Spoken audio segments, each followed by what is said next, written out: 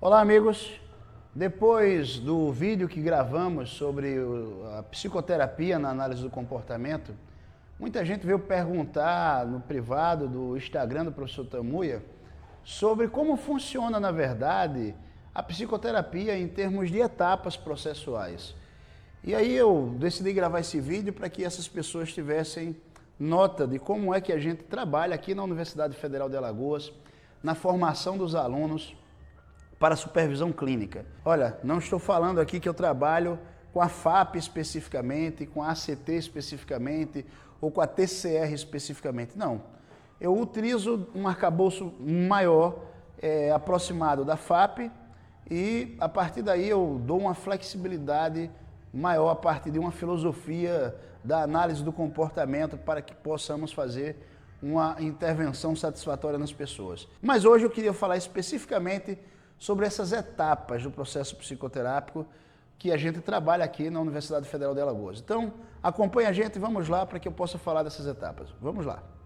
Pois é, falando das etapas do processo psicoterápico, como funciona a psicoterapia, a primeira etapa que a gente coloca, que é fundamental, crucial, é a de formação de vínculos. Pois é, o primeiro contato que você tem com a pessoa e como essa pessoa irá lhe perceber, como você vai perceber essa pessoa e como vai formatar essa inter-relação. Existe um teórico chamado Eyzik, que ele fez pesquisas sobre o processo psicoterápico baseado em várias abordagens. E ele chega à conclusão que todas as abordagens querem, na verdade, modificação de comportamento. E ele afirma que, num primeiro momento, as abordagens comportamentais negligenciavam o que ele veio a chamar depois de efeito placebo. E aí ele depois apresenta esse efeito placebo de uma maneira técnica, ou seja, a maneira que a pessoa estabelece a relação inicial com algum fenômeno, isso é determinante para o processo de modificação que essa pessoa possui. Evidentemente, nós já estudamos isso de maneira técnica e esmiuçada, eu posso abordar isso em outro vídeo. Mas aqui, a gente precisa simplesmente entender o seguinte: esse primeiro contato e a percepção, vou resumir sobre percepção, uma série de fenômenos comportamentais, e a percepção que o sujeito tem no primeiro momento sobre o terapeuta e sobre o processo psicoterapeuta é fundamental e determinante. E por isso que a gente tem algumas regras metodológicas. Uma é retirar do ambiente todos os estímulos que possam ter caráter religioso, todos os estímulos que possam ter caráter familiar, que possam chocar o paciente de alguma maneira, o ambiente mais neutro possível para que se processe esses diálogos iniciais. E uma vez estabelecido esse diálogo inicial, a gente segue a regra de fazermos sempre perguntas das mais simples primeiro para somente depois entrarmos em perguntas mais complexas. E dentro dessa regra, a gente vai entendendo que os vínculos vão se formando naturalmente. A pessoa vai se tornando mais relaxada no processo terapêutico, o que permite que a gente avance um pouco mais. Então, essa etapa inicial nós chamamos etapa da formação de vínculos. É o primeiro ponto, o ponto de partida, e a gente faz isso a partir de uma entrevista inicial extremamente simplificada. Perguntas que não devem faltar neste primeiro momento que a gente faz a abordagem. Lógico que essas perguntas podem aparecer de modo diferente, mas a gente precisa entender o fenômeno da seguinte maneira. Veja, primeiro, o que está afetando o sujeito, qual é a leitura que ele está fazendo dessa afetação. Uma vez que ele descreve isso, e isso vai ser basicamente o que a gente chama de queixa inicial desse paciente, a gente vai perguntar desde quando ele está sofrendo com esse problema. Uma vez que ele responde isso, uma outra pergunta que fazemos é quais foram as técnicas ou estratégias que essa pessoa utilizou para resolver esse problema. A gente precisa saber disso para entender quais foram os desenvolvimentos ou as habilidades que a pessoa que está sofrendo do problema tem para encarar esse problema dela. E por fim, a gente vai tentar já nesse primeiro momento também aí estabelecer quais são os ambientes, os horários, os locais específicos em que esse problema geralmente está aparecendo. Mas isso vai desdobrar para a outra etapa, que é a etapa da anamnese, na verdade, ou também etapa de coleta de dados mais aprofundado. Nesse primeiro momento da formação de vínculo, também iremos fazer o contrato psicoterapêutico. É geralmente ali onde você, enquanto terapeuta, vai explicar quais são as regras, os horários que serão estabelecidos, como funciona se o seu paciente faltar, não é? Quanto será cobrado do processo terapêutico. Então, geralmente, tudo isso é feito no processo de formação de vínculo, nos primeiros encontros, primeiro, segundo encontro, no máximo, a gente fecha esse processo aí. A média de duração de cada encontro dentro de um processo psicoterapêutico é de 50 minutos e após feito essa etapa de formação de vínculos, a gente avança para uma coleta de dados mais aprofundada, em que as perguntas são um pouco mais complexas, em que procuramos entender o ambiente familiar do sujeito, o ambiente profissional, o ambiente social, ou seja, o que a pessoa faz no horário de lazer, qual é a dinâmica, né, para formatarmos o que a gente chama de linha de base, ou seja, como os padrões de comportamento dela estão estabelecidos e qual é a frequência desses comportamentos, uma vez que a gente já está começando aí a definir um comportamento-alvo ou alguns comportamentos problemas para fazermos as intervenções. Uma vez que a gente fez essa coleta de dados, que a gente já listou, já temos um mapa da pessoa, e essa etapa pode demorar bastante, isso é variável, a depender do problema que o sujeito narra, a depender da situação e do contexto que esse sujeito está envolvido, isso pode demorar bastante, né? E aí a gente não tem uma média pronta, estabelecida para definir, porque vai depender do tipo de problema que o sujeito vai apresentar. Quando fobias, geralmente um pouco mais rápido pelo protocolo, a gente já identifica qual é o problema que o sujeito tem. Quando uma depressão, geralmente muito mais complexo, porque a gente precisa entender aquilo que o próprio sujeito não entende, que são os fatores geradores no ambiente dele daquele desamparo aprendido, por isso se torna mais demorado. Mas uma vez que a gente coletou bastante dados, a gente avança para um processo que a gente chama de processo de análise, a análise funcional, né, do processo. É uma espécie de avaliação que nós vamos fazer. Veja,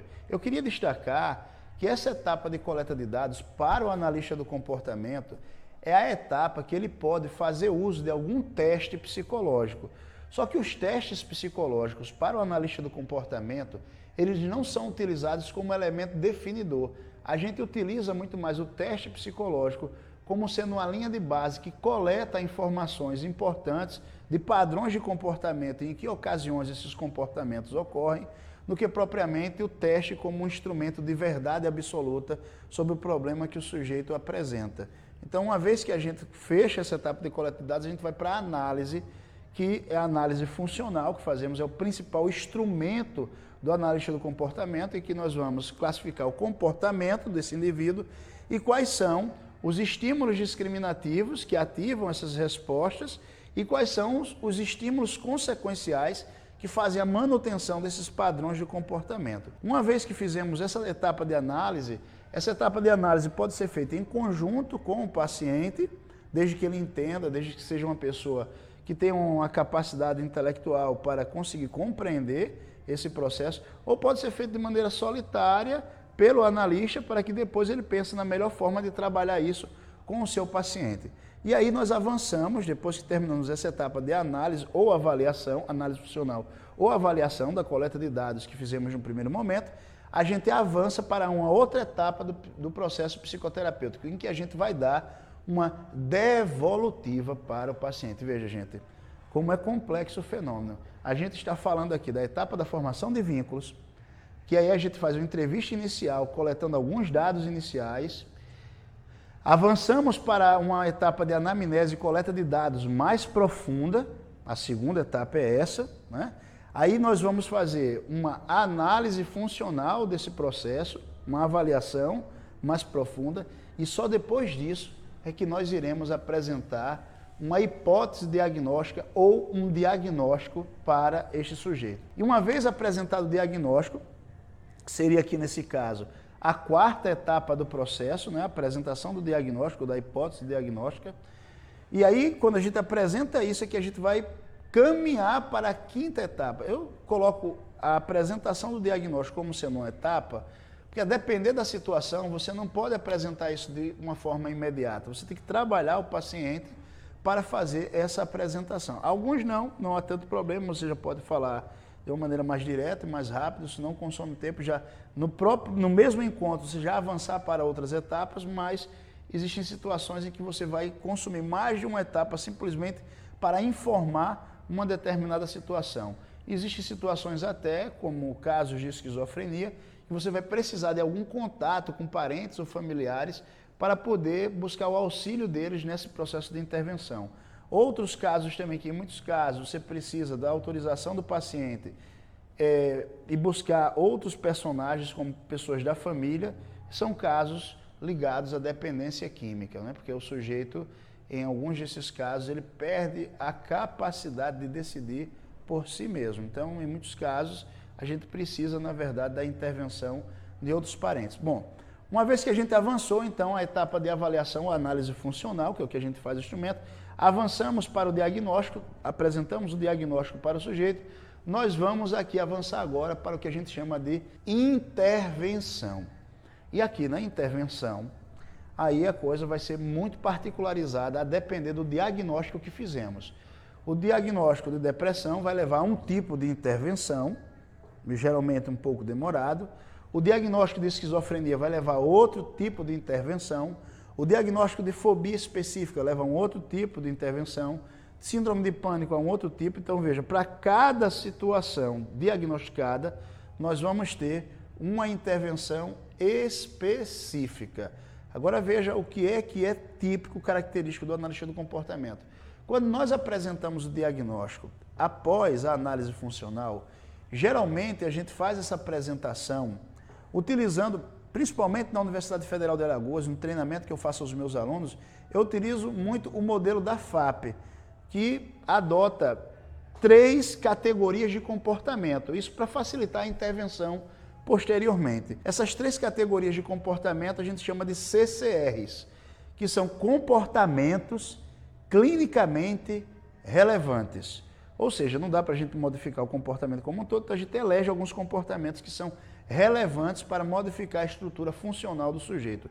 O CCR1, nesta apresentação, são aqueles comportamentos que trazem prejuízos para o sujeito e, portanto, a gente precisa trabalhar lá na intervenção para reduzir a frequência desses comportamentos.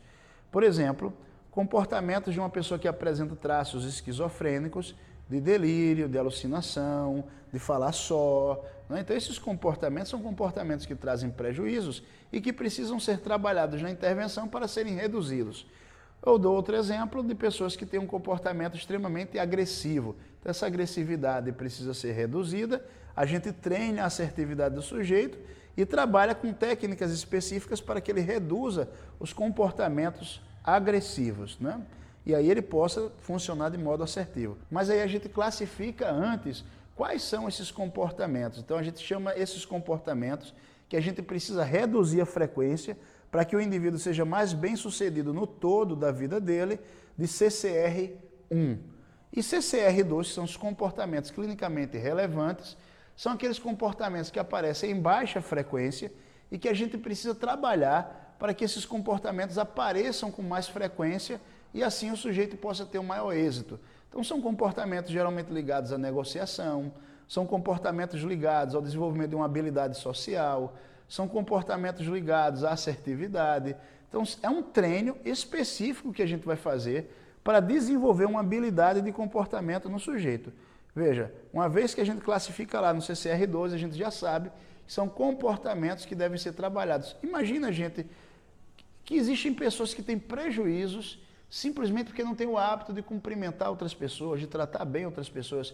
E elas passam a ter um grande ganho funcional quando elas desenvolvem essa habilidade de cumprimentar, dar um bom dia, uma boa tarde, de se preocupar um pouco com o outro, de observar um pouco o comportamento do outro, de ouvir e se preocupar com o outro. Uma vez que a pessoa começa a desenvolver isso, ela tem resultados muito bons e muito satisfatórios. Então, vamos avançar lá para a etapa da intervenção. Uma vez que a gente fez a intervenção, se foi bem sucedido, a gente avança para uma etapa que a gente chama de prevenção de recaídas. E a gente geralmente trabalha essa prevenção de recaídas construindo também, tanto fazendo o sujeito entender melhor o que aconteceu com ele, né, para que ele possa aí se antecipar a situações, problemas que ele possa entrar, para que ele não tenha uma nova recaída, mas a gente entra automaticamente aí também num processo que a gente chama de planejamento estratégico de vida. É geralmente assim que nós trabalhamos aqui na Universidade Federal de Alagoas, fazendo um planejamento estratégico de vida do sujeito, para só depois desse planejamento estratégico de vida, o indivíduo receber a tão esperada alta dele. Professor, e se no processo de intervenção a coisa não foi bem feita? Aí a gente volta como se fosse um PDCA.